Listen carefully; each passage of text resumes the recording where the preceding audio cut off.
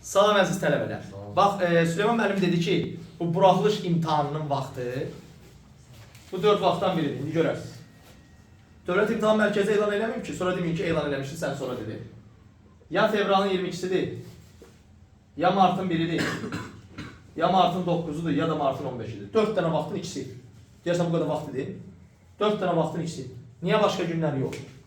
Martın 8-i bayramdır. Bayramdır. Martın 20-sindən 30-una qədər bayramdır.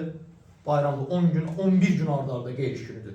Niyə? Həm Ramazan bayramı düşür, həm Novruz bayramı düşür, həm Altı Bazar düşür.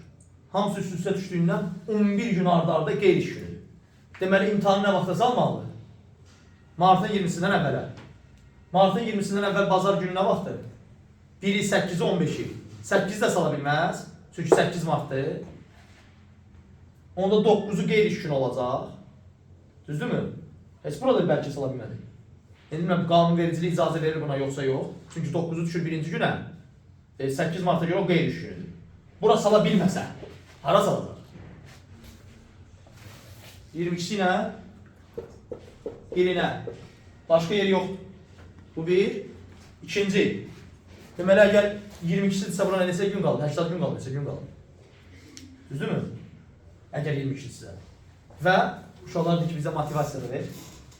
Uşaqlar, ortalama yaşınız indi sizin deyək ki 16-dır. Kimdəsə 18-dir, ortalama deyil. Aha, maksimumda ortalama yaş yazarsa neçə yazan? 76 yazan. Buradan buraya neçə iliniz var?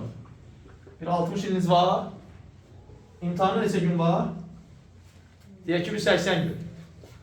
İndi bax, bu 80 gün ərzində sizin çalışmağınız sonraki 60 ildəki həyatınıza təsir edir.